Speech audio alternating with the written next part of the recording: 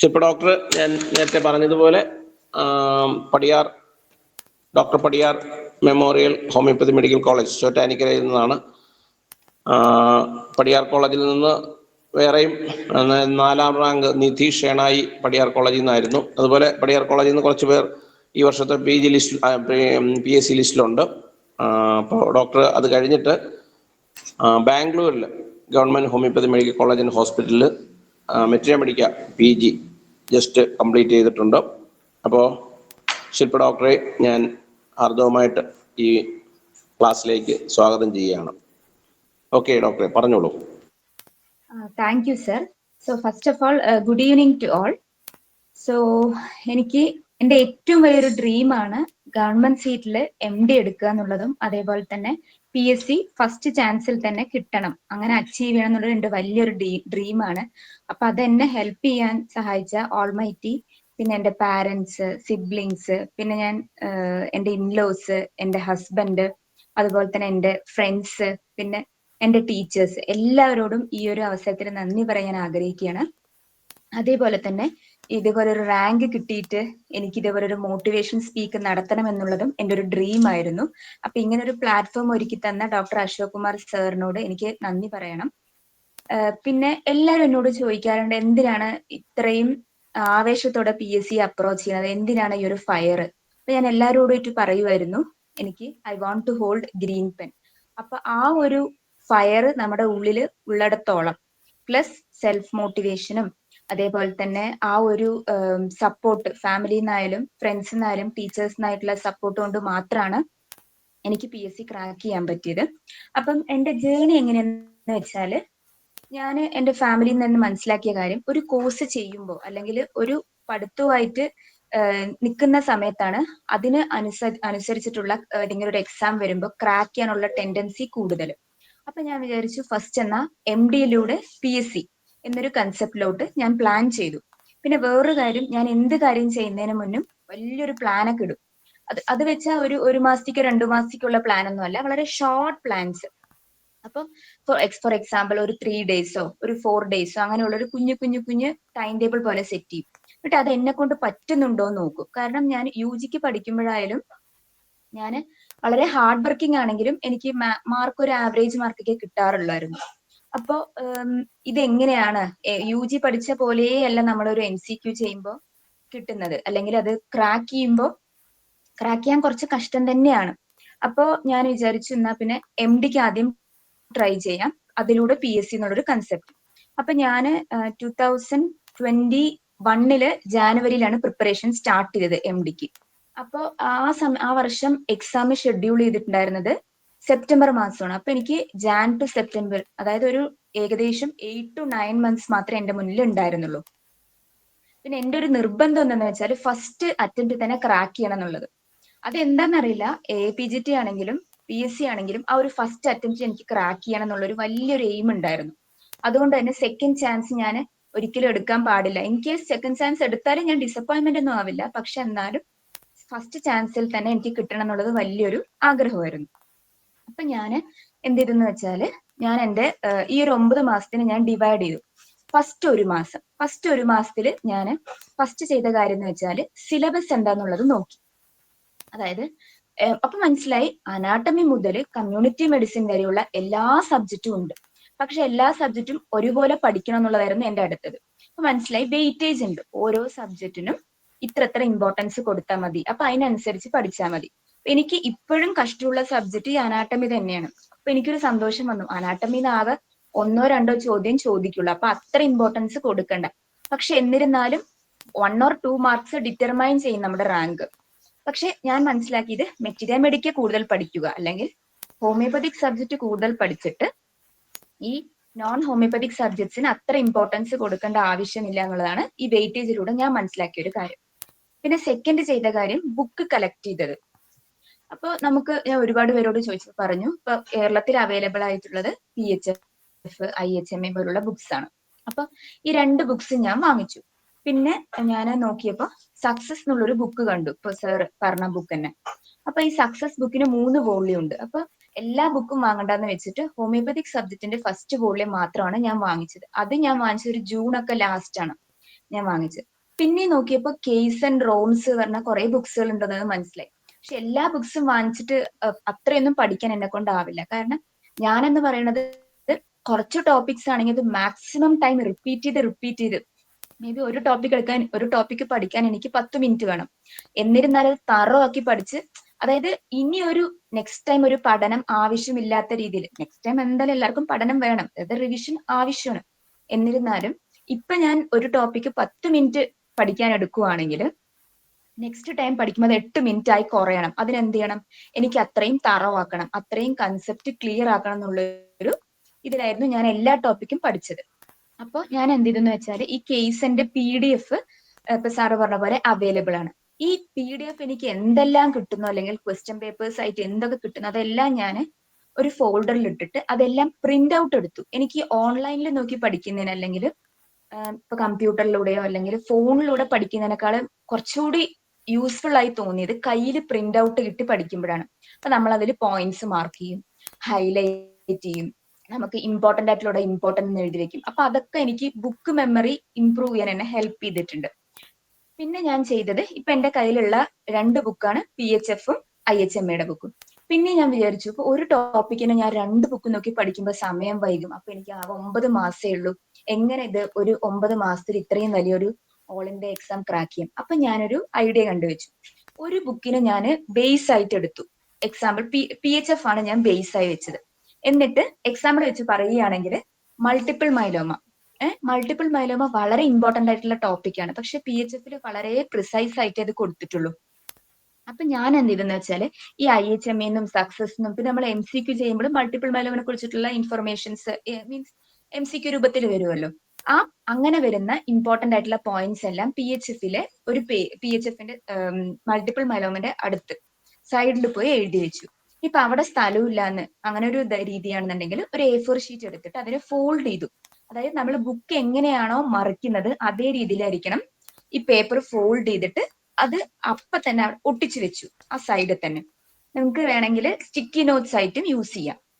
ഞാൻ യൂസ് ചെയ്ത് ഇങ്ങനെ കുഞ്ഞു കുഞ്ഞു A4 ഷീറ്റിന് 4 പീസാക്കി കട്ട് ചെയ്തിട്ട് സ്റ്റിക്ക് ചെയ്ത് വെച്ചു. അപ്പൊ എനിക്ക് അങ്ങനെ അതാണ് സെക്കൻഡ് ഞാൻ ചെയ്തത്. തേർഡ് ഞാൻ ചെയ്ത കാര്യം എന്ന് വെച്ചാൽ ഫസ്റ്റ് മന്തിൽ ചെയ്ത കാര്യങ്ങളാ പറയണം. തേർഡ് ഞാൻ ചെയ്തത് എന്താ വെച്ചാൽ എല്ലാ സബ്ജക്റ്റും ഞാൻ ജസ്റ്റ് ഒരു വട്ടം കണ്ണോടിച്ചു പോയി.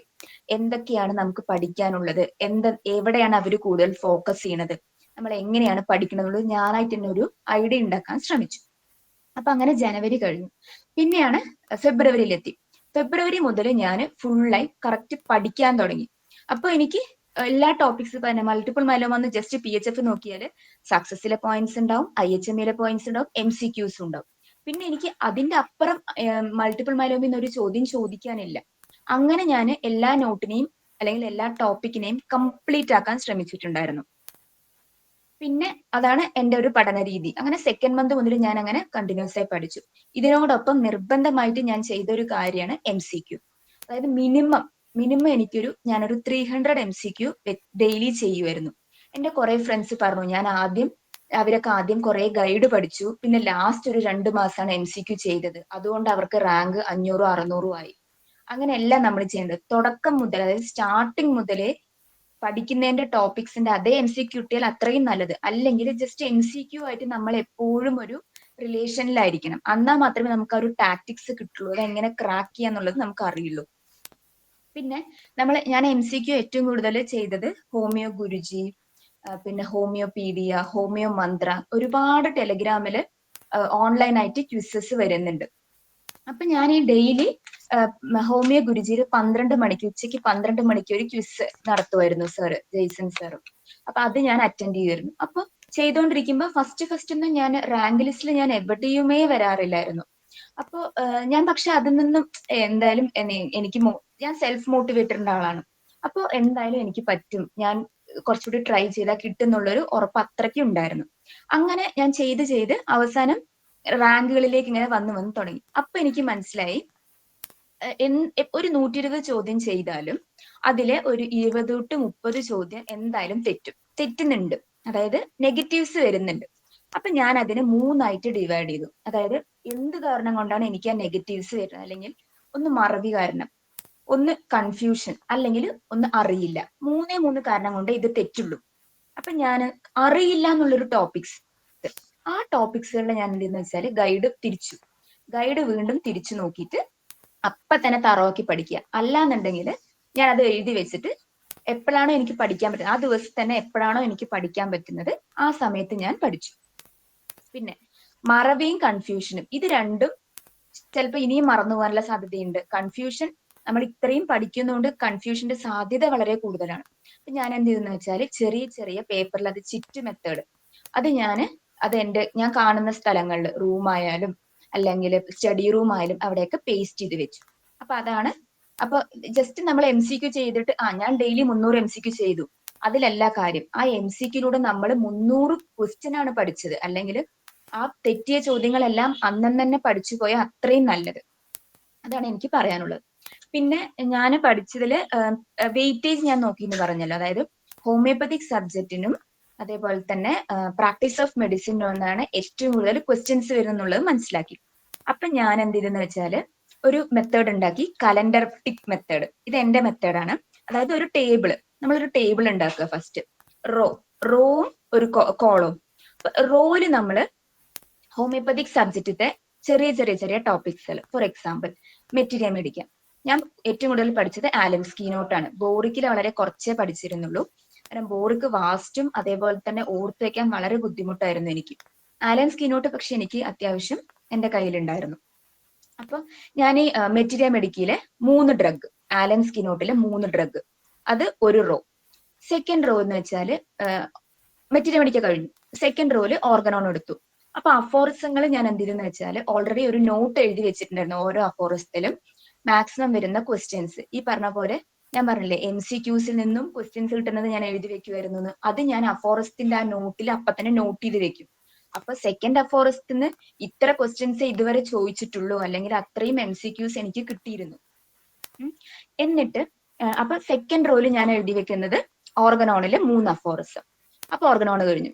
ഇനി റെപ്പട്രിയിൽ 3 ബേസിക് റെപ്പട്രി. അപ്പൊ TPBന്ന് ഒരു 3 ചാപ്റ്റർ, അതാണ് തേർഡ് റോ. BBCRന്റെ 3 ചാപ്റ്റർ, കെന്റിന്റെ 3 ചാപ്റ്റർ. അതേപോലെ ഫാർമസിയിൽ എനിക്ക് ഏറ്റവും കഷ്ടമായിട്ടുള്ളതാണ് സോഴ്സസ്, അതേപോലെ തന്നെ ക്ലാസ്സസുകൾ.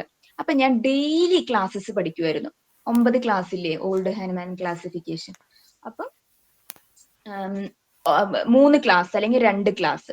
പിന്നെ സോഴ്സസുകൾ റൂട്ടിന്ന് അല്ലെങ്കിൽ അങ്ങനത്തെ കാര്യങ്ങൾ. അപ്പൊ സോഴ്സസ് 2 എണ്ണം, പിന്നെ കോമൺ നെയിം 2 എണ്ണം, അങ്ങനെ ഡെയിലി. അപ്പൊ എന്നിട്ട് റോയില് ഞാൻ അങ്ങനെ മാർക്ക് ചെയ്യും. കോളത്തിൽ ഞാൻ എന്ത് ചെയ്യുന്ന വെച്ചാൽ ഡേറ്റ്, ഇന്നത്തെ ഡേറ്റ്, നാളത്തെ ഡേറ്റ്, മറ്റന്നാളത്തെ ഡേറ്റ്, ഈ ഡേറ്റ് എഴുതി വെക്കും. എന്നിട്ട് ഡെയിലി ഞാനത് പഠിച്ചിട്ട് ടിക്ക് ഇടണം. അതാണ് ടാർജറ്റ്. മാക്സിമം അത് പഠിക്കാൻ 1 മണിക്കൂറേ എടുക്കുള്ളൂ. പക്ഷെ ഞാനൊരു PHFന്റെ ക്ലാസ്സിലാണെന്ന് എനിക്ക് ഓർമ്മയില്ല, ഒരു സാർ ഇങ്ങനെ പറഞ്ഞു വന്നിട്ടുണ്ടായിരുന്നു, ഹോമിയോപ്പതിക് സബ്ജക്ട് ഈച്ച് സബ്ജക്ട് 1 അവറിൽ പഠിക്കണമെന്ന്. പക്ഷെ എനിക്ക് അത്രയ്ക്കും പഠിക്കാനുള്ള ഒരു ക്ഷമയില്ലാത്തത് കൊണ്ട് തന്നെ ഞാൻ ഈ ഒരു മെത്തേഡാണ് ഫോളോ ചെയ്തത്. അപ്പൊ നമ്മൾ രാത്രി ഉറങ്ങാൻ പോണതിന് മുന്നേ നമ്മൾ നോക്കും, ഇന്നത്തെ ഡേറ്റിൽ എല്ലാം കഴിഞ്ഞിട്ടുണ്ടോ, മെറ്റീരിയ മെഡിക്ക 3 ഡ്രഗ് പഠിച്ചിട്ടുണ്ടോ. പഠിച്ചിട്ടില്ലെങ്കിൽ അപ്പൊ തന്നെ പഠിച്ചിട്ട് ടിക്കിടണം. ടിക്കിട്ടില്ല എന്ന് വെച്ചാൽ അതിന്റെ അർത്ഥം ഞാൻ പഠിച്ചില്ല. ഒരു 4-5 ദിവസങ്ങൾ ഞാൻ ഇതിനെ റിവ്യൂ ചെയ്യും. അപ്പൊ എല്ലാവരുടെയും പോലെ ഞാനും ഏറ്റവും ഈസി ആയിട്ടുള്ള കാര്യങ്ങളാണ് ആദ്യം പഠിക്കുക. അപ്പൊ ഇതിന്ന് ടിക്കിടാത്ത സ്ഥലങ്ങളിൽ ഞാൻ മനസ്സിലാക്കും, ഓക്കെ ഈ ടിക്ക് ഇടാത്തതാണ് എനിക്ക് ഏറ്റവും കഷ്ടം. അപ്പൊ ഞാൻ നെക്സ്റ്റ് 5th ഡേ മുതൽ അതായിരിക്കും ആദ്യം പഠിച്ചു തുടങ്ങുക. അതാണ് എന്റെ ഈ കലണ്ടർ ടിക്ക് മെത്തേഡ്. അതെനിക്ക് വളരെയധികം ഹെൽപ്പ് ചെയ്തിട്ടുണ്ട്, ഒരു ബോറടിയും ഇല്ലാതെ. പക്ഷെ എല്ലാ ഹോമിയോപ്പതിക് സബ്ജക്റ്റും പ്ലസ് അതിനൊപ്പം പ്രാക്ടീസ് ഓഫ് മെഡിസിനിലെ ടോപ്പിക്സ് ഞാൻ ആഡ് ചെയ്യുമായിരുന്നു. എനിക്ക് ഏറ്റവും കഷ്ടമായിട്ടുള്ള CVS, CNS. അപ്പൊ CVSലെ 2 ടോപ്പിക്, അത് ഒരു കോളം. CNSൽ 2 ടോപ്പിക്, ഏതെങ്കിലും 2 ടോപ്പിക്. പക്ഷെ ഞാൻ ഡെയിലി അപ്പൊ CVS നോക്കും, ഡെയിലി CNS നോക്കും. ഇത് എന്തായാലും നോക്കുന്ന ഒരു കാര്യമാണ്. അതിന്റെ ഒപ്പം ഡെയിലി പഠിക്കേണ്ടതായിട്ടുള്ള കാര്യങ്ങള്, ബാക്കിയുള്ള സബ്ജക്റ്റ്, പ്രാക്ടീസ് ഓഫ് മെഡിസിൻ കൂടുതൽ ടോപ്പിക്സുകൾ ഉണ്ടല്ലോ, അപ്പൊ അതിന് കൂടുതൽ ഇമ്പോർട്ടൻസ് കൊടുക്കും. അങ്ങനെയായിരുന്നു ഞാൻ പഠിച്ചുകൊണ്ടിരുന്നത്. പിന്നെ എല്ലാരും പറയും ഡെയിലി ഇത്ര മണിക്കൂർ പഠിക്കണം, 8 hours 9 hours. എന്റെ ഒരു എക്സ്പീരിയൻസിൽ ഞാൻ ആകെ പഠിച്ചത് 3 to 4 hours ആണ് തുടക്കത്തില്. അതായത് കോൺസ്റ്റന്റ് ആൻഡ് കണ്ടിന്യൂസ് ആയിട്ടുള്ള, constant and continuous means daily നമ്മൾ പഠിക്കണം. അതായത് കൺസിസ്റ്റന്റ് ആയിട്ടുള്ള ഒരു സ്റ്റഡിയാണ് നമ്മൾക്ക് ഇങ്ങനത്തെ MCQ പോലുള്ള എക്സാംസ് ക്രാക്ക് ചെയ്യാൻ നമ്മളെ ഹെൽപ്പ് ചെയ്യണത്. അങ്ങനെ സെപ്റ്റംബറിൽ എൻ്റെ MD എക്സാം വന്നു. ഞാൻ എക്സാം ഒക്കെ എഴുതി. എനിക്ക് ഓൾ ഇന്ത്യയിൽ 103ാമത്തെ റാങ്ക് ആയിരുന്നു കിട്ടിയത്. പക്ഷെ എനിക്ക് എൻ്റെ ഹസ്ബൻഡ് ബാംഗ്ലൂർ ആയതുകൊണ്ട് ഞാൻ ബാംഗ്ലൂർ കോളേജ് മാത്രമേ കൊടുത്തിട്ടുള്ളൂ. പിന്നെ എനിക്ക് വേണ്ടിയിരുന്ന സബ്ജക്ട് മെറ്റീരിയൽ മെഡിക്ക തന്നെയായിരുന്നു. അപ്പൊ അതേപോലെ തന്നെ എനിക്ക് മെറ്റീരിയൽ മെഡിക്ക കിട്ടി. എക്സാം ഇവിടെ സീറ്റ് കിട്ടി, മെറ്റീരിയൽ മെഡിക്ക കിട്ടി. പക്ഷെ ഞാൻ MD എക്സാം കഴിഞ്ഞ് സെപ്റ്റംബറിൽ കഴിഞ്ഞിട്ട് ഒരു 3 months ഗ്യാപ്പ് എടുത്തുള്ളൂ. അതിനുശേഷം നവംബർ മുതൽ ഞാൻ വീണ്ടും പഠിക്കാൻ തുടങ്ങി. കാരണം എനിക്കറിയാം 2023 പരീക്ഷ വരും എന്നുള്ളത് ഞാൻ ചോദിച്ച് മനസ്സിലാക്കിയിരുന്നു. പക്ഷെ ഞാൻ പഠിക്കാൻ തുടങ്ങി എന്ന് വെച്ചാൽ MDക്ക് പ്രിപ്പയർ ചെയ്ത അതേ ഒരു ആവേശത്തിലൊന്നും ആയിരുന്നില്ല. ഡെയിലി MCQs നോക്കുക, അതായത് മറന്നു പോകരുത്. കാരണം എന്റെ എയിമില് ഫസ്റ്റ് അറ്റംപ്റ്റിൽ PSC ഉണ്ടായിരുന്നു. ഓൾറെഡി ഫസ്റ്റ് അറ്റംപ്റ്റിൽ MD ഉണ്ട്. പക്ഷെ അതൊരു ലക്കിലാ കിട്ടിയെന്ന് ആരെയും കൊണ്ട് എനിക്ക് പറയിപ്പിക്കാൻ താല്പര്യമില്ലായിരുന്നു. PSC എനിക്ക് കിട്ടിയില്ലെങ്കിൽ അങ്ങനെ പറയും ആൾക്കാര്. അപ്പൊ അത് ഉള്ളത് കൊണ്ട് തന്നെ ഞാൻ നവംബർ മുതൽ വീണ്ടും പഠിക്കാൻ തുടങ്ങി. വീണ്ടും പഠിക്കുക മീൻസ് ഒരു 2 hours MCQ ചെയ്യുക, അത് ജസ്റ്റ് ബുക്ക് ഇങ്ങനെ മറിച്ചു പോവുക. അതുപോലെ എനിക്ക് ഏറ്റവും ഈസി ആയിട്ടുള്ള ടോപ്പിക്സുകൾ ഓർത്ത് അങ്ങനെ പഠിക്കുക. അങ്ങനെ ഞാൻ പഠിക്കുമായിരുന്നു. എന്നിട്ട് 2022 ഞാൻ MDക്ക് കയറി ഏപ്രിലില്. അന്നേരം ഒരു മാസമൊക്കെ ഒരു ഗ്യാപ്പ് വന്നു. എന്റെ മാരേജ് ഒക്കെ ആയിരുന്നു. ഒരു മാസം ഒരു ഗ്യാപ്പ് വന്നു. എന്നിട്ടും എന്റെ ഇൻലോസും എന്റെ ഹസ്ബൻഡും ഒക്കെ ഭയങ്കര സപ്പോർട്ടീവാണ്. അങ്ങനെ അവരുടെ സപ്പോർട്ട് കൂടിയിട്ട് ഞാൻ വീണ്ടും PSC. അപ്പോ ഒരു നോട്ടിഫിക്കേഷൻ ഒന്നും വന്നിട്ടില്ല. ജസ്റ്റ് ഒരു എല്ലാവരുടെ അസംഷൻ ആണ് 2023 പരീക്ഷ വരുന്നുള്ളത്. എന്ന് വരുന്നുള്ളതും വേറൊരു കൺഫ്യൂഷനാണ്. ഞാൻ 2022 കയറുന്നത് MDക്ക്. എന്നിട്ട് 22 ഞാൻ ഏപ്രിലിൽ കയറി. മെയ് മുതൽ ഞാൻ വീണ്ടും പഠിച്ചു തുടങ്ങി. ഞാൻ അവിടെ ഒരു സ്റ്റോപ്പോ അല്ലെങ്കിൽ പിന്നെ പഠിക്കുക, നോട്ടിഫിക്കേഷൻ വന്നിട്ട് പഠിക്കുക എന്നുള്ളൊരു കൺസെപ്റ്റ് ഇല്ലായിരുന്നു. കാരണം ഞാനൊന്ന് മറന്നുപോയാൽ പിന്നെ മറന്നതാണ്. പിന്നെ ഇത് ഫസ്റ്റ് ഇട്ട അതേ എഫേർട്ട് എനിക്ക് ഇടണം. അതെനിക്ക് നല്ലോണം അറിയുന്നതുകൊണ്ട് ഞാൻ ഇടയ്ക്ക് നല്ല ഡെയിലി 2 hours വെച്ച് MCQസും ടോപ്പിക്സും ഞാൻ പഠിക്കുമായിരുന്നു. എന്നിട്ട് അങ്ങനെ എനിക്ക് ഇവിടെ കമ്പൈൻ സ്റ്റഡി ആയിട്ട് ഒരു ഡോക്ടറിനെയും കൂടി കിട്ടിയിട്ടുണ്ടായിരുന്നു, മലയാളി, പാലക്കാട്, ഡോക്ടർ അഞ്ജു.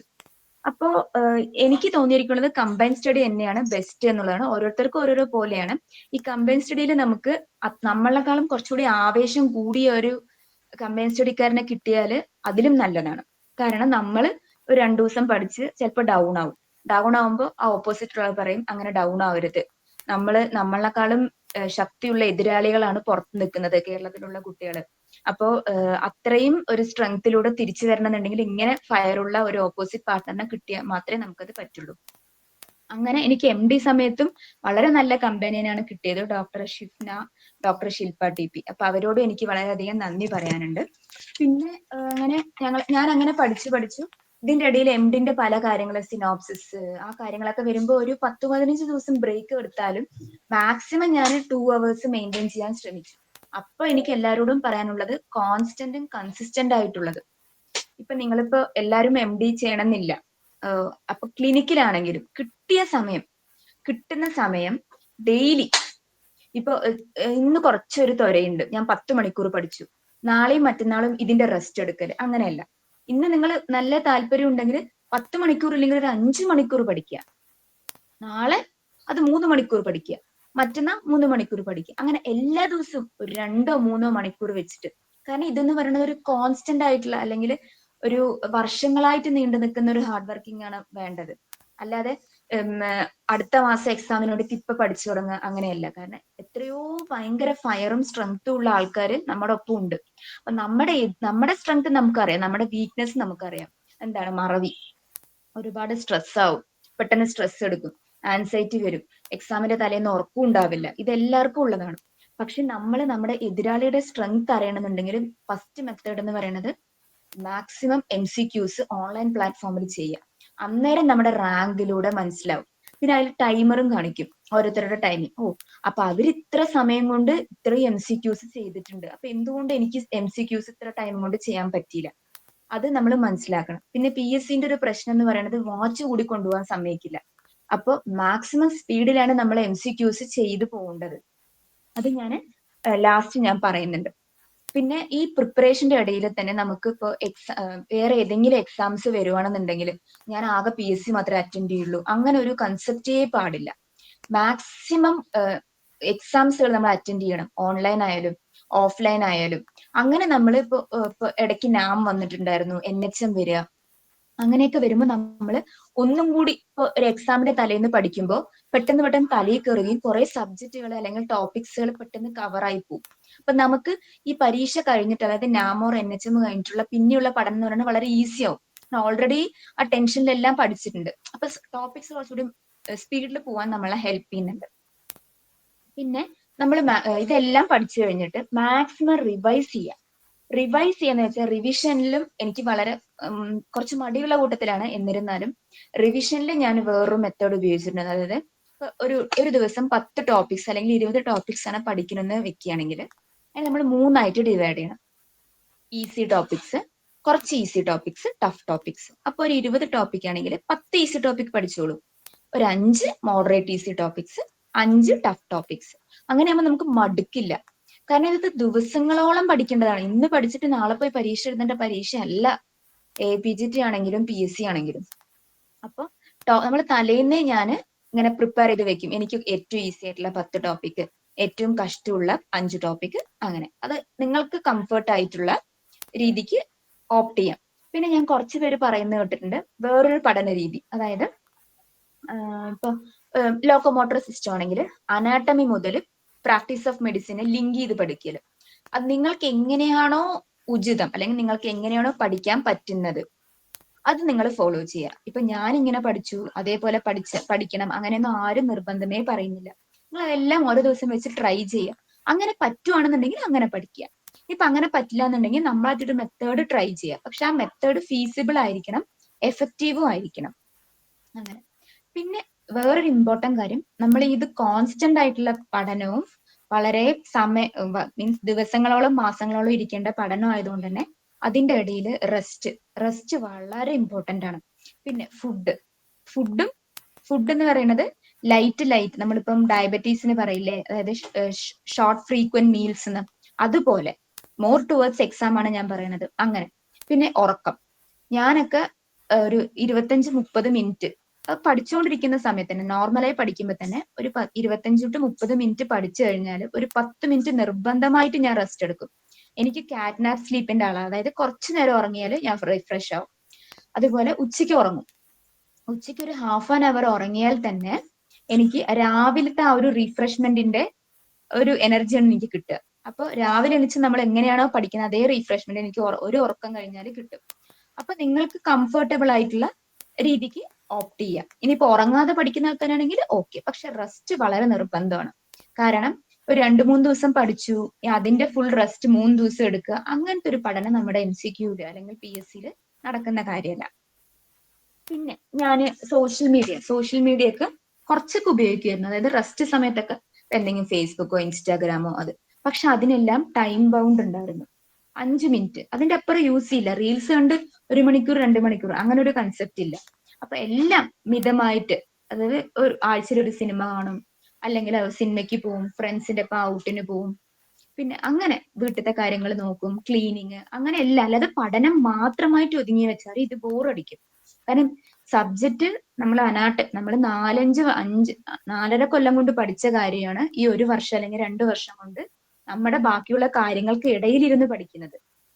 ഇതിപ്പോ PSCക്ക് വേണ്ടി മാത്രം ആരും 2 കൊല്ലം ക്ലിനിക്കിൽ പോവാതെയോ അല്ലെങ്കിൽ കല്യാണം കഴിക്കാതെയോ ഒന്നും ഇരിക്കില്ല. ഇതിന്റെ ഇടയിൽ എല്ലാ കാര്യങ്ങളും വരും. അപ്പൊ എല്ലാം ബാലൻസ് ചെയ്യാനുള്ള ഇത് വേണം. അതുപോലെ ക്ലിനിക്കിന്റെ ഇടയിൽ നമുക്ക് കിട്ടുന്ന സമയം മാക്സിമം യൂട്ടിലൈസ് ചെയ്യാൻ ശ്രമിക്കുക. പിന്നെ വേറൊരു കാര്യം എന്ന് പറയുന്നത്,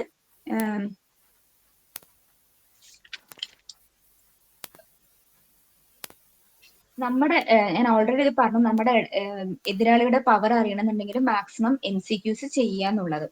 പിന്നെ ബുക്സിന്റെ കാര്യം, ബുക്സ് ഞാൻ പറഞ്ഞ പോലെ തന്നെ ഓൺലൈൻ ആയിട്ട് വാങ്ങുവാണെങ്കിൽ ഓക്കെ, അല്ലെങ്കിൽ PDF അവൈലബിൾ ആണ്. ഇപ്പൊ റൂംസ് ഞാൻ യൂസ് ചെയ്തിട്ടില്ല. കേസന്റെ MCQs വളരെ നല്ലതാണ്. ഹോമിയോപ്പതിക് സബ്ജക്റ്റിന്റെ അതിന്റെ MCQs മാത്രമായിട്ട് ഓൺലൈനിൽ PDF ജസ്റ്റ് സെർച്ച് ചെയ്താൽ മതി, കിട്ടും PDF. അപ്പൊ ഞാൻ ഈ 4 സബ്ജക്റ്റിന്റെയും MCQs ഞാൻ ഡൗൺലോഡ് ചെയ്ത് വെച്ചിട്ടുണ്ട്. അപ്പൊ അത് ഞാൻ ഇങ്ങനെ ഇടയ്ക്കിടയ്ക്ക് ചെയ്യുമായിരുന്നു. അതേപോലെ സക്സസിലെ MCQs അതും PDF ആയിട്ട് അവൈലബിൾ ആണ്. അപ്പൊ അതും വളരെ, അതായത് ഒരു 500-600 MCQs ഉണ്ട് പെർ സബ്ജക്റ്റില്. അപ്പൊ നമുക്ക് അത് അത്ര ചില തെറ്റുകളൊക്കെ ഉണ്ട്, പക്ഷെ നമ്മള് തെറ്റുകള് കുറെ MCQs ചെയ്ത് വരുമ്പോ തെറ്റുകൾ വരെ നമുക്ക് മനസ്സിലാവും. ആ ഒരു അവസ്ഥയിലോട്ട് നമ്മൾ എത്തും. പിന്നെ തുടക്കത്തിലൊന്നും ഞാൻ റാങ്ക് ലിസ്റ്റിൽ എവിടെയും എത്താറില്ല. അപ്പൊ നമ്മൾ വിചാരിക്കരുത് എന്നെ കൊണ്ട് പറ്റുമോ അല്ലെങ്കിൽ എന്നെ കൊണ്ട് സാധിക്കുമോ എന്നുള്ളത് വിചാരിക്കരുത്. എനിക്ക് പറ്റിയില്ലേ പിന്നെ വേറെ ആർക്ക് പറ്റും എന്നുള്ളൊരു സെൽഫ് മോട്ടിവേഷൻ നമ്മൾ അവിടെ ആക്കുകയോ, അല്ലെങ്കിൽ ഞാൻ പറഞ്ഞ പോലെ ഒരു കമ്പാനിയനെ വേണം നമുക്ക്. അല്ലെങ്കിൽ ഒരു ഫ്രണ്ട് ആയിക്കോട്ടെ, അല്ലെങ്കിൽ നമ്മൾ നേരിട്ട് കാണുന്ന ഫ്രണ്ട് അല്ലെങ്കിലും ഒരു ഓൺലൈനിലൂടെ ഒരു ഫ്രണ്ട്. ഇപ്പൊ നമ്മുടെ ഫ്രണ്ട്സ് ഒക്കെ ഇപ്പൊ വേറെ ആൾക്കാരും പ്രിപ്പയർ ചെയ്യുന്നുണ്ടാവുമല്ലോ. അപ്പൊ അവരുമായിട്ടൊരു വാട്സപ്പ് ഗ്രൂപ്പ് ഉണ്ടാക്കുക. എന്നിട്ട് നമ്മൾ ഇപ്പൊ ഒന്ന് ഡൗൺ ആയെന്ന് വെച്ചാൽ, ഞാൻ ഡൗൺ ആയിരിക്കുകയാണ്, അപ്പൊ എന്നെ ഒന്ന് മോട്ടിവേറ്റ് ചെയ്യും. അപ്പൊ അവര് പറയും, നോക്ക് നിനക്ക് മാത്രം PSC കിട്ടില്ല, ബാക്കി എല്ലാവർക്കും PSC കിട്ടും. അപ്പൊ അങ്ങനെയൊക്കെ പറയുമ്പോ ഈശ്വര നമ്മൾ പഠിക്കാതിരുന്നില്ല. അപ്പൊ ആ ഒരു ടയർഡ്നെസ് അല്ലെങ്കിൽ ആ ഒരു ഡൾനെസ് ഒക്കെ അപ്പോഴേ പോയി കിട്ടും. അങ്ങനത്തെ ഒരു കമ്പനി ഉണ്ടെങ്കിൽ നല്ലതായിരിക്കും. പിന്നെ കുറച്ച് ഇങ്ങനത്തെ കുറച്ചുകൂടി ആവേശമുള്ള ആൾക്കാരുമായിട്ട് എപ്പോഴും കീപ്പ് ഇൻ ടച്ച് വെച്ചാല് നമുക്ക് MCQs ഹെൽപ്പ് ചെയ്യും. MCQസിനാണെങ്കിൽ ഡൗട്ട് ക്ലിയറൻസ്, ഡൗട്ട് എന്ത് വന്നാലും നമുക്ക് ഒരാളുടെ അടുത്ത് ചോദിക്കാൻ പറ്റുന്ന ഒരു ആള് വേണം.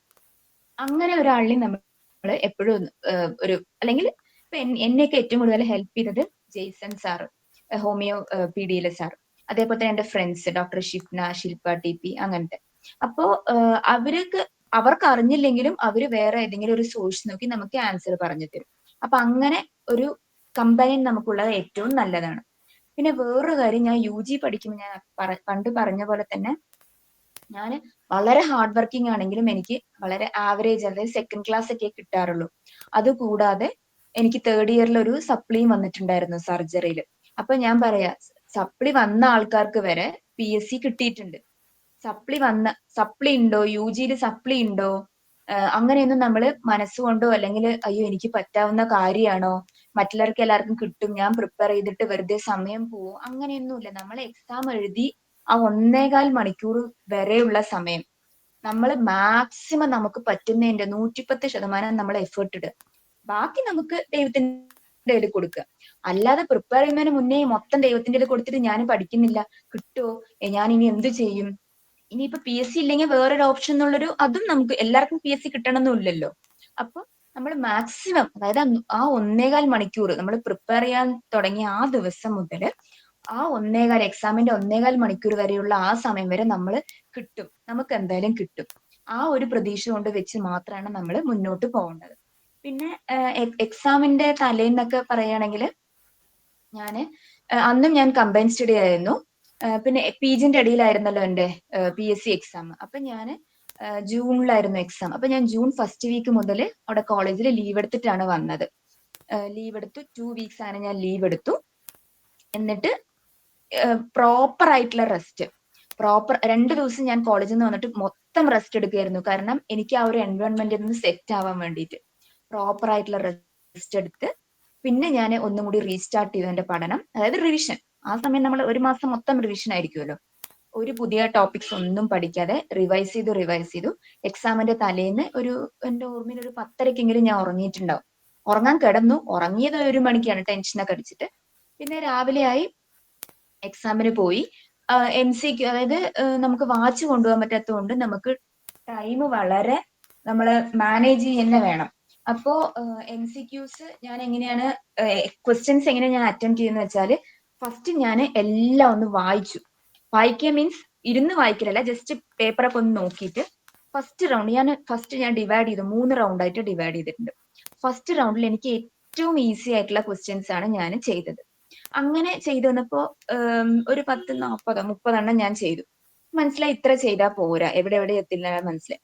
പിന്നെ സെക്കൻഡ് റൗണ്ട് സ്റ്റാർട്ട് ചെയ്തു. ഇതിന്റെ ഇടയിലൊക്കെ ഞാൻ ഓരോ 15 മിനിറ്റിനും ഞാൻ അവിടുത്തെ ആളുടെ അടുത്ത് ചോദിക്കുന്നുണ്ട് സമയം എത്രയായി. കാരണം സമയം പോയിട്ട് ബാക്കി ചെയ്തിട്ട് കാര്യമില്ലല്ലോ, പിന്നെ ഒന്നും നമുക്ക് ചെയ്യാൻ പറ്റില്ലല്ലോ.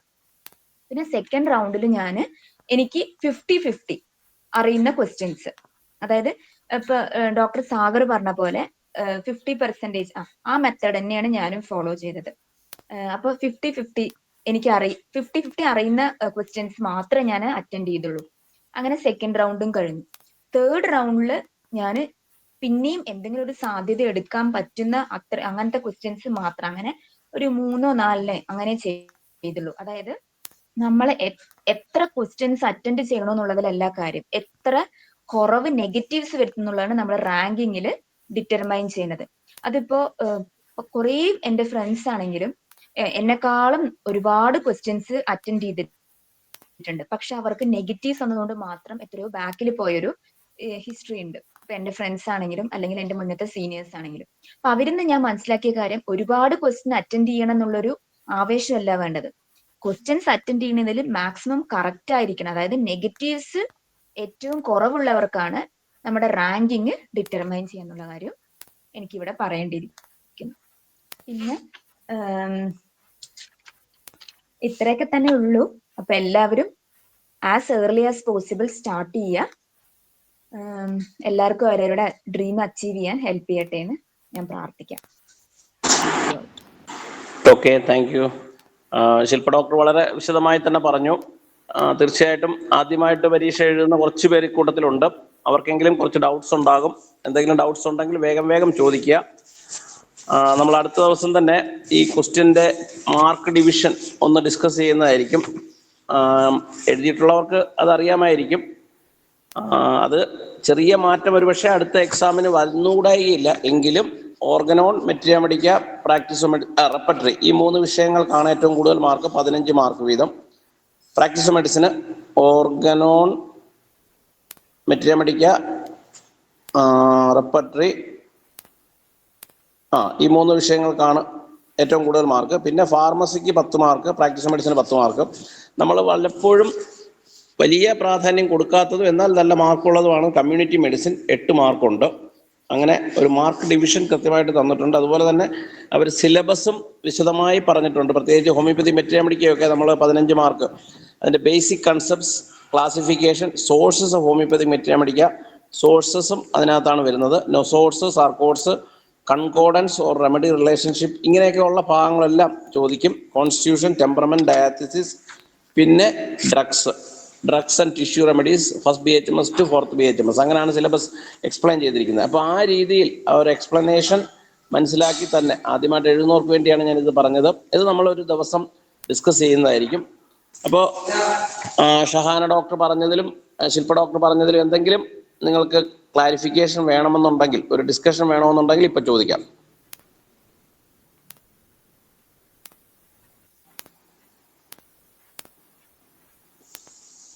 ആർക്കും ഒന്നും ചോദിക്കാല്ലേ?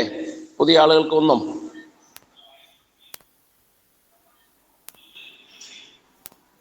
ശില്പ ഡോക്ടർ ഇപ്പൊ പറഞ്ഞ ഈ കൺസിസ്റ്റൻസി എന്ന് പറയുന്നത് വളരെ പ്രധാനമാണ്.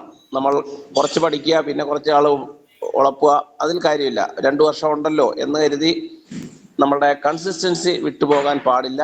തുടർച്ചയായിട്ട് പഠിച്ചു പോവുക. ഇപ്പൊ എല്ലാ ദിവസവും 8 മണിക്കൂർ പഠിക്കാൻ പറ്റിയില്ലെങ്കിലും എല്ലാ ദിവസവും 1 മണിക്കൂറെങ്കിലും വായിക്കാനുള്ള ഒരു മനസ്സുണ്ടാകുക.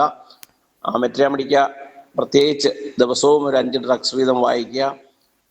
ഡോക്ടർ ഇടയ്ക്ക് പറഞ്ഞതുപോലെ, ഷഹാന ഡോക്ടർ അത് പറഞ്ഞിരുന്നു, നമ്മൾ ഒരു ബുക്ക് ഇപ്പൊ കീനോട്ടാണ് വായിക്കുന്നതെങ്കിലും ബോറിക്കിലുള്ള ചില പോയിന്റ്സ് കൂടെ അതിന്റെ സൈഡിലേക്ക് എഴുതി വെക്കാനായിട്ടുള്ള ഒരു ഇത് കാണിക്കുക.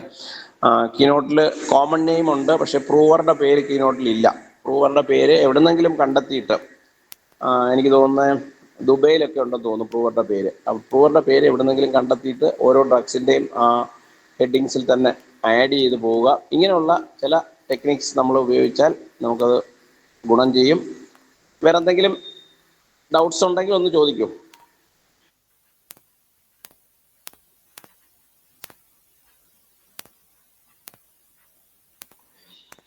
ഇന്നിപ്പോ കേസന്റെ കാര്യമൊക്കെ പറഞ്ഞു. ഞാൻ വേണമെങ്കിൽ നമ്മുടെ ഗ്രൂപ്പിലേക്ക് കേസന്റെ കുറച്ച് MCQs ഇപ്പൊ തന്നെ പോസ്റ്റ് ചെയ്യാം. കാര്യം നമ്മുടെ കയ്യിൽ അതുള്ളതാണ്. കേസണും ടേണിംഗ് പോയിന്റും ജന ആൻഡ് റാത്ത് അങ്ങനെയുള്ള കുറച്ച് MCQസും നോട്ട്സും, കേസന്റെ നോട്ട്സും ഉണ്ട്. ഓരോ സബ്ജക്ട് വൈസ് ആയിട്ട് അവർ നോട്ട്സ് പ്രിപ്പയർ ചെയ്തിട്ടുണ്ട്. അത് നമുക്ക് വേണമെങ്കിൽ അതിന്റെ PDF ഗ്രൂപ്പിലേക്ക് ഇടാം. ശില്പ ഡോക്ടർ പറഞ്ഞതുപോലെ PDF എപ്പോഴും പ്രിന്റ് എടുത്ത് പഠിക്കുന്നതായിരിക്കും ഗുണം ചെയ്യുന്നത്. PDF നമ്മൾ സിസ്റ്റത്തിലോ അല്ലെങ്കിൽ മൊബൈലിലോ നോക്കി പഠിച്ചാൽ നമുക്ക് കുറച്ച് സ്ട്രെയിൻഡ് ആകാൻ സാധ്യതയുണ്ട്. പക്ഷെ പ്രിന്റ് എടുത്ത് പഠിക്കുന്നത്, ഇല്ലെ പ്രിന്റ് എടുത്ത് ആൻസർ ചെയ്യുന്നത് നമുക്ക് ഗുണകരമാവും.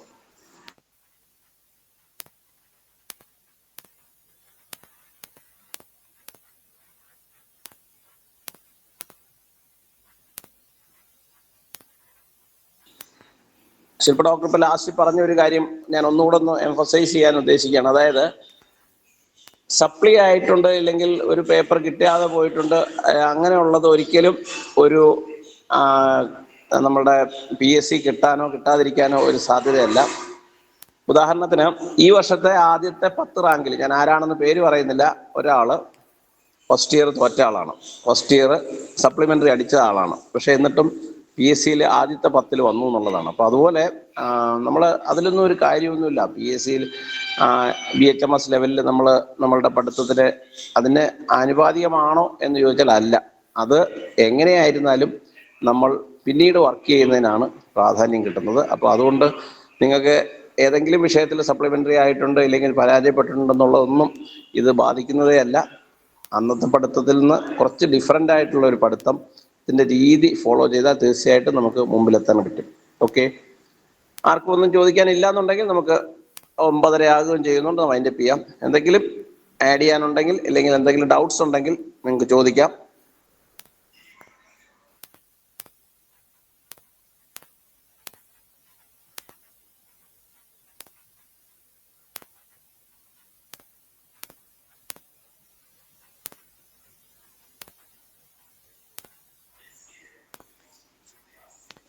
അപ്പോ നമുക്ക് അവസാനിപ്പിക്കാമെന്നാണ് എല്ലാവരും പറയുന്നത്, ആണോ?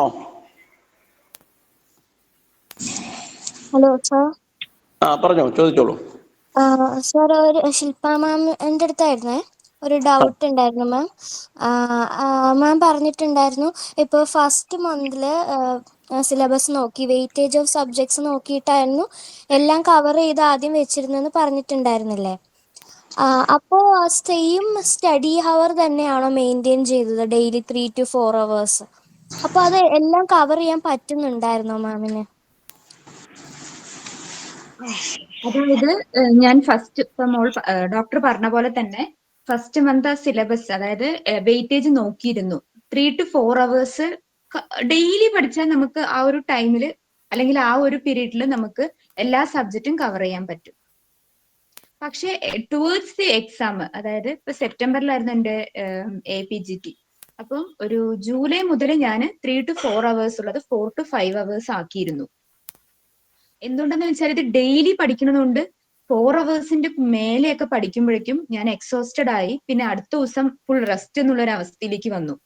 അത് മാത്രമല്ല, ഞാൻ ക്ലിനിക്കിൽ പോയിരുന്നു. അപ്പൊ ക്ലിനിക്കൊക്കെ ഒഴിവാക്കി ഇത് പഠിക്കാൻ വേണ്ടി മാത്രം ഇരുന്ന ഒരു സമയം, പിന്നെ കോവിഡ് ടൈമും കൂടിയായിരുന്നു. അപ്പൊ ഈ മൊത്തം പഠിക്കുക മാത്രം ചെയ്യുന്നതോടുകൂടി ഞാൻ ഭയങ്കരമായി എക്സോസ്റ്റഡ് ആയതുകൊണ്ടാണ് ഞാനായിട്ട് ഉണ്ടാക്കിയതാണ് ഈ 3 to 4 hours. ചില ദിവസങ്ങളിൽ 4 to 5 hours പഠിക്കുമായിരുന്നു. പക്ഷെ ഞാൻ പറഞ്ഞത് മിനിമം 3 to 4 hours പഠിച്ചു എന്നുള്ളതാണ്. അതിൽ കവർ ചെയ്യാൻ പറ്റിയിരുന്നു.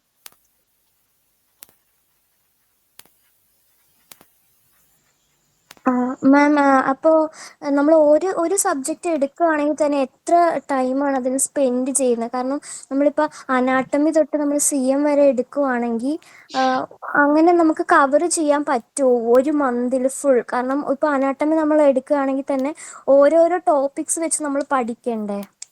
അപ്പോൾ അത് ഫസ്റ്റ് മന്തിൽ ഞാൻ എല്ലാ സബ്ജക്റ്റും പഠിച്ചിട്ടില്ല. ഞാൻ എല്ലാ സബ്ജക്റ്റും ജസ്റ്റ് മറിച്ച് നോക്കിയതാണ് എന്തൊക്കെ പഠിക്കാനുണ്ട് എന്നുള്ളത്. സെക്കൻഡ് മന്ത് മുതലാണ് ഞാൻ ആക്ച്വൽ ആയിട്ടുള്ള പഠനം തുടങ്ങിയത്. അതും ഒരു ദിവസം 15 മുതൽ 25 ടോപ്പിക്സ് അത്രേ ഞാൻ പഠിച്ചിരുന്നുള്ളൂ.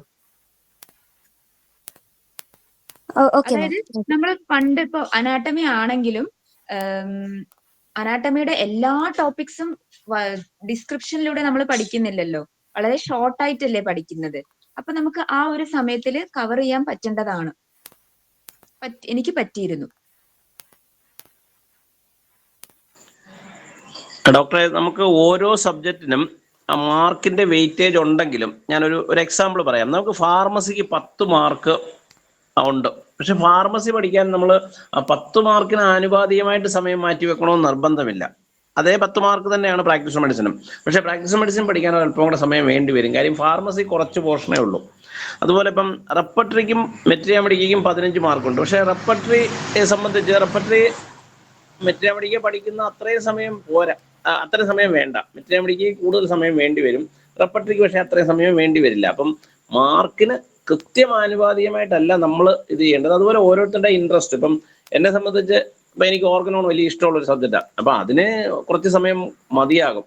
കാര്യം ഓർഗനോൺ കുറച്ചുകൂടെ ഒരു ഐഡിയ ഉള്ളതുകൊണ്ട്. അപ്പം അതുപോലെ ഓരോരുത്തരും അവരവരുടെ ഓരോ വിഷയത്തിലുള്ള ഒരു അറിവും അതിന് നമുക്ക് എത്ര സമയം വേണം എന്നതനുസരിച്ച് പ്ലാൻ ചെയ്യുക. അതാണ്. അല്ലാതെ കൃത്യം ഈ പറയുന്ന PSCയുടെ മാർക്ക് വെയിറ്റേജ് വെച്ചിട്ട് അതുപോലെ സമയം ഡിവൈഡ് ചെയ്യരുത്. അതുപോലെ അനാറ്റമി ഇപ്പോൾ പഠിക്കാൻ നമ്മൾ ഫസ്റ്റ് BHMS അനാറ്റമി പഠിച്ചതുപോലെ ഇപ്പോൾ ഓരോ മസിലിൻ്റെയും origin, insertion, nerve supply, action അങ്ങനെ പഠിക്കാൻ പോകരുത്.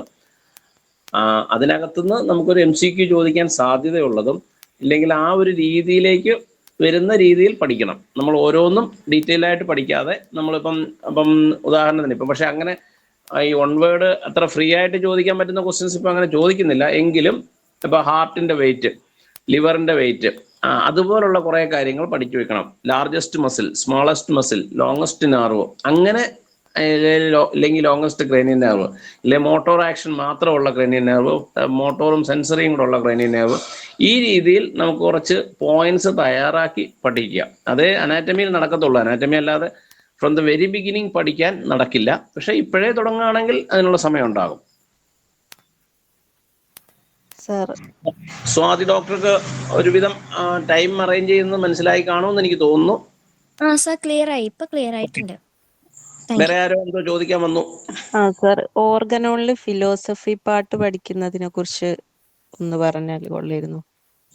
എങ്ങനെയാണ് പഠിക്കേണ്ടത്? അത് നമ്മൾ അഫോറിസാണ് കൂടുതൽ ഫോക്കസ് ചെയ്യുക. പക്ഷെ ഈ പാട്ടൊന്നും ക്വസ്റ്റ്യൻസ് കുറച്ചെങ്കിലും വരുന്നുണ്ട്. അപ്പോ അതെങ്ങനെ, അത് ഡീറ്റെയിൽ ആയിട്ട് പഠിക്കാൻ പോയ ഒരുപാടുണ്ട്. അപ്പൊ അതെങ്ങനെ പഠിക്കണം എന്നല്ലേ? ഓർഗനോണിന്റെ 15 മാർക്കാണ്.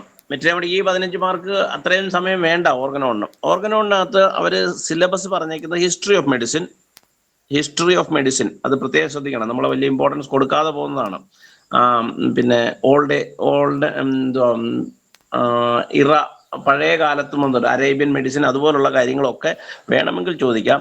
അപ്പം അതിനകത്താണ് ഈ പിന്നെ ഡോക്ടർ ഓഫ് സിഗ്നേച്ചർ പോലെയുള്ള കാര്യങ്ങളൊക്കെ അതിനകത്ത് വരും. അതുപോലെ ലൈഫ് ഹിസ്റ്ററി ഓഫ് ഹനുമാൻ വളരെ ഇമ്പോർട്ടൻ്റ് ആണ്. എല്ലാ പ്രാവശ്യവും എന്തെങ്കിലും ഒരു ക്വസ്റ്റൻ അതിനകത്ത് വരാറുണ്ട്. His contributions, then fundamental principles of homeopathic prophylaxis, അതാണ് ഒരു ഭാഗമായിട്ട് പറഞ്ഞിരിക്കുന്നത്. പിന്നെ different editions of Organon of medicine, pioneers of homeopathy. Pioneers of homeopathy എന്ന് പറയുമ്പോൾ റിച്ചാർഡ് ഹ്യൂക്സ് ഉൾപ്പെടെ, ഡൺഹാം ഉൾപ്പെടെ, പിന്നെ Kent, Stuart Close, H Roberts, അവരുടെ എല്ലാം വർക്കുകളൊക്കെ നമ്മൾ പഠിക്കണം. അഫോറിസംസ്, ക്രോണിക് ഡിസീസസ്, മയാസംസ്, അത് വേറൊരു ഭാഗം. അഫോറിസംസ് പഠിക്കുന്ന പോലെ തന്നെ ക്രോണിക് ഡിസീസസും മയാസംസും പറയുന്നുണ്ട്. Then homeopathy philosophy, contributions of doctor Kent, H Robert, Stuart Close, Richard Hughes, ഇത് പ്രത്യേകം എടുത്തു പറഞ്ഞിട്ടുണ്ട്. Then psychology. ഇത്രയും ഭാഗമാണ്, ഇത്രയും ഒരു എക്സ്പ്ലനേഷനാണ് Organon of medicine and homeopathy philosophy എന്ന് പറഞ്ഞ് 15 മാർക്സ് കൊടുത്തിരിക്കുന്നത്. അപ്പം നമ്മൾ ഈ പറഞ്ഞതുപോലെ ഹോമിയോപ്പതി ഫിലോസഫി എന്താണെന്നുള്ളതും പഠിക്കണം. അതായത് പിന്നെ എന്താണ് ഫിലോസഫിയുടെ കുറേ സ്കൂൾസും കുറച്ച് കാര്യങ്ങളുണ്ടല്ലോ, അത് പഠിക്കണം. പിന്നെ കെന്റ് ഫിലോസഫി, പ്രത്യേകിച്ച് ഈ പറഞ്ഞ കെന്റ് ഒബ്സർവേഷൻസ് ഒക്കെ എപ്പോഴും ചോദിക്കാറുള്ളതാണ്. ഏതെങ്കിലും ഒരു ഒബ്സർവേഷൻ്റെ ഇൻഫറൻസും, ഇല്ലെങ്കിൽ ഏതെങ്കിലും ഒരു ഒബ്സർവേഷൻ എന്താണ്, ഇല്ലെങ്കിൽ ഒരു സിംറ്റം തന്നിട്ട് ഒരു ഇൻഫറൻസ് തന്നിട്ട് അത് ഏത് ഒബ്സർവേഷന് വരും എന്ന് ചോദിക്കാറുണ്ട്. അതുപോലെ എച്ച് റോബർട്ടിനകത്തും ഈ പറഞ്ഞതുപോലെ സസെപ്റ്റബിലിറ്റിയും അതുപോലുള്ള കുറേ ചാപ്റ്റേഴ്സ് വളരെ ഇമ്പോർട്ടൻ്റ് ആണ്. എച്ച് റോബർട്ടിൻ്റെ ചില ചാപ്റ്റേഴ്സ് തീർച്ചയായിട്ടും ഇമ്പോർട്ടൻ്റ് ആണ്. സ്റ്റുവർട്ട് ക്ലോസ് സെക്കൻഡ് ബെസ്റ്റ് റെമഡിയും സെക്കൻഡ് പ്രിസ്ക്രിപ്ഷനും അതിനകത്തുനിന്ന് വരുന്ന കുറച്ച് പോയിന്റ്സ്. ദെൻ റിച്ചാർഡ് ഹ്യൂക്സ് ഒന്നും നമ്മൾ ഒരു പക്ഷേ അത്രയും കാര്യമായിട്ട് കോളേജിൽ പഠിച്ചിട്ടുണ്ടാവില്ല. പക്ഷേ ചില ആളുകൾ, ചില ക്വസ്റ്റിന് ഇടുന്ന ആളുകൾക്ക് ഹ്യൂജിയൻ സ്കൂളുമായിട്ട് ബന്ധപ്പെട്ടവരാണെങ്കിൽ റിച്ചാർഡ് ഹ്യൂക്സിൽ നിന്നായിരിക്കും ക്വസ്റ്റ്യൻസ് വരുന്നത്. അപ്പം ആ രീതിയിൽ ഒരു പഠനം ഉണ്ടാകണം. നമ്മുടെ ക്ലാസ്സുകളിലും ഒക്കെ അങ്ങനെ ഒരു രീതിയിലുള്ള ക്ലാസ്സുകൾ ഉണ്ടാകണമെന്ന് ഞാൻ ഓർഗനോൺ എടുക്കുന്നവരോട് പറഞ്ഞിട്ടുമുണ്ട്. നമുക്ക് ആ രീതിയിൽ ക്ലാസ്സുകൾ ഒന്ന് അറേഞ്ച് ചെയ്യാം. ഓക്കെ. ഡോക്ടർ ചോദിച്ച ചോദ്യം ശരി, അതിനുള്ള മറുപടി ആയോ എന്ന് എനിക്കറിയില്ല. നമുക്ക് എന്തായാലും ഇക്കാര്യങ്ങൾ ഈ പറഞ്ഞ പോലെ സിലബസ് ഒന്നും ഡീറ്റെയിൽ ആയിട്ട് ഡിസ്കസ് ചെയ്യുമ്പോൾ ഇതിൽ ഓരോ വിഷയത്തിനും നമുക്ക് എന്തൊക്കെ എംഫസിസ് കൊടുക്കണം എന്നുള്ള രീതിയിൽ വിശദമായിട്ട് പറയുകയും ചെയ്യാം. Okay sir. ഈ ശില്പ ഡോക്ടറും ഷഹാന ഡോക്ടറും ഒക്കെ എങ്ങനെയാണ് അത് പ്രിപ്പയർ ചെയ്തത് എന്നൊന്ന് പറഞ്ഞാൽ കൊള്ളായിരുന്നു. പറയാമോ? ഓർഗനോൺ ഫിലോസഫി പാർട്ടൊക്കെ എങ്ങനെ പ്രിപ്പയർ ചെയ്തു എന്നുള്ളത് ശില്പ ഡോക്ടറും ഷഹാന ഡോക്ടറും ഒന്ന് പറയാമോ? ഞാൻ ഓർഗനോൺ ഫിലോസഫി സക്സസ് ബുക്കിൽ നിന്നാണ് പഠിച്ചത്. Success homeopathic part success. അത് വളരെ നല്ല രീതിക്ക് അതിൽ കൊടുത്തിട്ടുണ്ട്. അതേപോലെ ഇപ്പോൾ എച്ച് എ റോബോട്ടിന്റെ ഫിലോസഫി, കെന്റിന്റെ ഫിലോസഫി, റിച്ചാർഡ് ഹ്യൂഗ്സ്, ഡൻഹം, ഈ 4 പേരുടെയും ഫിലോസഫി പഠിച്ചത് PHF ന്ന്. അതായത് നമുക്ക് എല്ലാ ഇപ്പൊ ഓരോ ബുക്കിലും 15 മുതൽ 20 ചാപ്റ്റേഴ്സ് ഉണ്ട്. അപ്പൊ അത് വായിക്കലൊന്നും നടക്കില്ല. അപ്പൊ അതിൽ വളരെ പ്രിസൈസ് ആയിട്ട് PHF ൽ കൊടുത്തിട്ടുണ്ട്. അപ്പൊ അതാണ് ഞാൻ നോക്കിയിരുന്നത്. തീർച്ചയായിട്ടും നമ്മൾ ഈ പറഞ്ഞ റിച്ചാർഡ് ഹ്യൂഗ്സ് ഒന്നും മൊത്തത്തിൽ വായിക്കാൻ ഒരിക്കലും നടക്കത്തില്ല. അപ്പം നമുക്ക് അതിന്റെ പ്രധാനപ്പെട്ട പോയിന്റ്സ് ഇതുപോലെ നോട്ട്സ് ആക്കിയിട്ടുള്ളത് ഈ പറഞ്ഞ PHF-ന്റെ ടാർഗറ്റ് ഇല്ലെങ്കിൽ IHMA-യുടെ ബേസിക്, അതിനകത്തൊക്കെ അവർ വളരെ ഷോർട്ടായിട്ട് ഡിസ്ക്രിപ്റ്റീവായിട്ട് പറഞ്ഞിട്ടുണ്ട്. അപ്പോൾ ആ രീതിയിൽ അത് പഠിച്ചെടുക്കുക തന്നെ ആയിരിക്കും എളുപ്പം. Okay, thank you. ഇതന്നെയാണ് ഞാൻ ഉദ്ദേശിച്ചത്, ഒരു സോഴ്സ് കിട്ടാന്നുള്ളത്. പുസ്തകങ്ങളുണ്ട്. ഞാനിപ്പം നമ്മൾ ഈ ക്ലാസ് കഴിയുമ്പോൾ തന്നെ വേണമെങ്കിൽ ഈ സക്സസിന്റെ തന്നെ ഓർഗനോണും അവരുടെ PDF ഉള്ളത് വേണമെങ്കിൽ നമുക്ക് ഇടാം.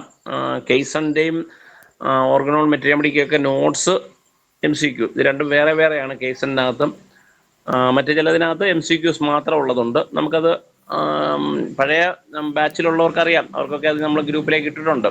നമ്മളുടെ അതുപോലെ തന്നെ നമ്മുടെ ഒരു ടെലഗ്രാം ഗ്രൂപ്പിൽ അത് ഡൗൺലോഡ് ചെയ്യാനായിട്ട് അതിൻ്റെ ലിങ്ക് കിടപ്പുണ്ട് താനും. ഞാൻ ആ ടെലഗ്രാം ഗ്രൂപ്പിൻ്റെ ലിങ്കും ഇട്ടുതരാം. അതൊക്കെ കഴിവതും ഈ പറഞ്ഞതുപോലെ പ്രിൻ്റ് ഔട്ട് എടുത്ത് പഠിക്കുന്നതായിരിക്കും നല്ലതും. കാര്യം മൊബൈലിൽ PDF നോക്കി വായിക്കാനൊക്കെ നമുക്ക് കുറച്ച് സ്ട്രെയിൻ കൂടുതൽ വരും. വേറെ എന്തെങ്കിലും ഡിസ്കഷൻസ് ഉണ്ടോ? എന്തെങ്കിലും സംശയങ്ങളുണ്ടോ? ഈ ഡോക്ടേഴ്സൊക്കെ നമുക്ക് വീണ്ടും അവൈലബിൾ ആകും, കുഴപ്പമൊന്നുമില്ല. അവരുടെ സൗകര്യത്തിന് ഇല്ലെങ്കിൽ അവരെ നമുക്ക് ഗ്രൂപ്പിലേക്ക്, അതിൽ കുറച്ച് പേരെ എന്തായാലും നമുക്ക് ഗ്രൂപ്പിലേക്ക് ആഡ് ചെയ്യാം. നിങ്ങൾക്ക് ഡൗട്ട്സ് ഒക്കെ ഇടയ്ക്കിടയ്ക്ക് ചോദിക്കാനുള്ള ഒരു അവസരം തീർച്ചയായിട്ടും നമ്മൾ ഉണ്ടാക്കുന്നതാണ്. ഈ നമ്മുടെ ഈ റാങ്ക് ലിസ്റ്റിലുള്ള കുറേയേറെ ഡോക്ടേഴ്സിനെ നമ്മൾ നമ്മുടെ ഓരോ പെയ്ഡ് ഗ്രൂപ്പിലേക്ക് ഗസ്റ്റുകളായിട്ട് ആഡ് ചെയ്യണമെന്ന് കരുതുന്നുണ്ട്. അവരും അപ്പോൾ അവിടെ ഉണ്ടാകുമ്പോൾ ഉള്ള ഡോക്ടേഴ്സ് ആരൊക്കെയാണെന്ന് നമ്മൾ പറയും. അപ്പോൾ അവരോട് നിങ്ങൾക്ക് ഗ്രൂപ്പിൽ തന്നെ ചോദിച്ചാൽ, അല്ലെങ്കിൽ അവരോട് പേഴ്സണലായിട്ട് ചോദിക്കാൻ പറ്റുന്നതാണ്. ഓക്കെ, അതിനുള്ള അവസരം നമ്മൾ ഉണ്ടാക്കുന്നതാണ്.